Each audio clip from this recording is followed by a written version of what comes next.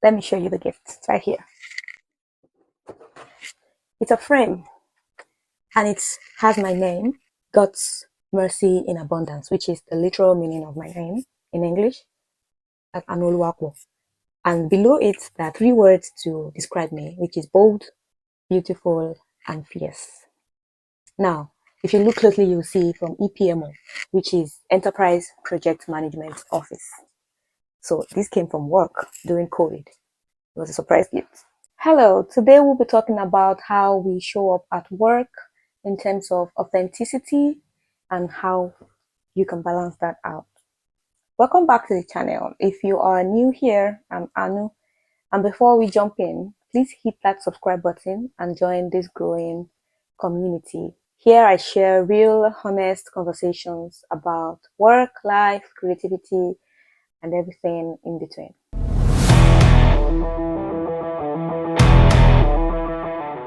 Today, I want to talk about something that's been on my mind for a while, how we show up at work.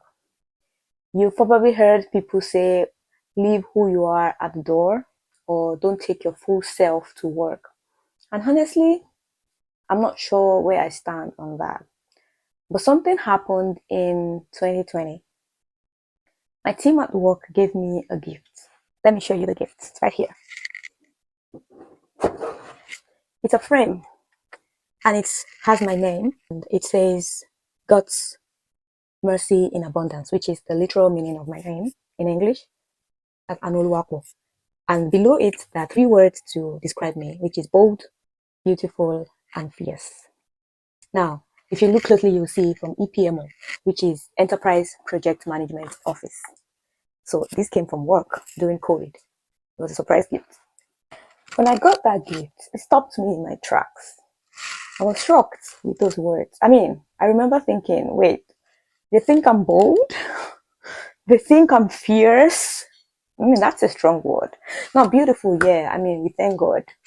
But beauty isn't always about face value. Sometimes it's your energy, your resilience, your ability to light up a room without saying a word.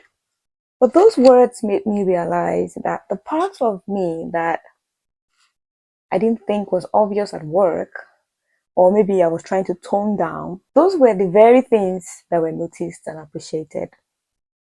It made me reflect on how often we shrink ourselves in the name of professionalism or even friendship. Sometimes we want to fit into a group of people and we switch off parts of our personality to survive the workplace or to survive the relationship. And while yes, balance and wisdom is very important, your boldness, your passion, your quirks, they matter. You can be professional and still be your authentic self. You can be firm, you can be passionate and expressive and still be respected. And if you are in a space where being authentic makes them uncomfortable or makes the people there uncomfortable, maybe it's time to ask yourself, why? Why are you there? What's in it for you? If it's a friendship that always makes you question who you are, or if it's a friendship that makes you want to shrink who you are so you don't express yourself because they can't take all of who you are. The best gift I can give you is the truth.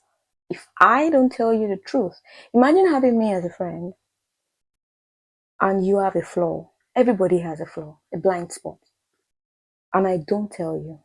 I'm putting myself in other people's shoes. If I have a flaw and I have friends that have experienced that flaw and they never tell me, and I go out there and someone points it out to me, and I come back to you as my friend and say, do you think I do this? And you say, of course you do that. And I'm like, so why have you never told me? And like, I don't know. I don't want to be that person who you can't tell the truth to. I'm not saying I'm going to hug you or give you a gift for telling me that I had a bad behavior. No, I probably won't take it lightly when you tell me, which is expected. But I don't think that you should be with people who can't gently tell you the truth, you know? I don't think so. I may be wrong, but I don't think so. If I have a friend who can't tell me the truth, I don't consider that person my friend. Anyway, I digressed. This is not part of this video, but I thought to share that. So, if you are in a space where being authentic makes people uncomfortable, maybe it's time to ask yourself, why? And funny enough, something else happened this year that reminded me of the gift from work, and it was at my new job. During one of our daily Scrum calls, the Scrum Master decided to switch things up. So she asked everyone to use the first letter of their name and share an adjective that describes them. Of course, my name starts with A. So when it got to me, I said audacious Anu. Now I could literally feel the virtual side eyes through the screen. Like, what kind of word is that? Everyone went with mild, in my own opinion, everyone went with supportive, blah blah blah. My word was audacious. What kind of word is that? But you know what? I meant it, because when I look back at my career and my journey, I've had to be audacious. I've pioneered roles that never existed before. Like, the company never had that role. They created it and I came in and I took it. I literally created paths where there were nothing laid out before, and I had to chart one from scratch. And those roles, needless to say, went on to expand into bigger roles. My role as a benefit realization analyst expanded.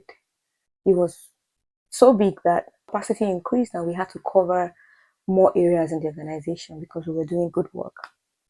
And even in this new job I'm talking about, it's the most technical role I've ever taken on. It's a lead role. And some days it feels like my career just started because I'm learning so much. And half the time I'm doing research. I'm researching on things while, of course, providing the solutions. But that's audacity to me. The courage to step into rooms your head tells you you're not qualified for yet, or to speak up and ask difficult questions, or to keep moving even when it feels like you're building a plane mid-flight. And I realized this is who I am. It's not just a nice word. It's a way of life for me. Now, I'm not saying show up to meetings oversharing your personal drama or doing cartwheels in the office, of course, unless that's your thing. What I'm saying is find ways to let your light shine without apology. Let your kindness, your humor, your unique way of thinking show up in how you lead, how you collaborate, how you challenge ideas, and how you lift others. Because people remember how you made them feel. And if my team could see boldness, fierceness, and beauty in me, even when I wasn't consciously trying to project it, it means people are watching. And your authentic self is more powerful than you realize. So today, I want to challenge you. What 3 words would your colleagues use to describe you? And are you letting those parts of yourself show up in the space you occupy? Drop your 3 words in the comment section.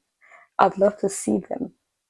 And don't forget to hit that subscribe button, like this video if it resonated with you, and share it with someone who needs this little reminder to stop shrinking and start owning their light. Thank you for watching, and see you in the next one.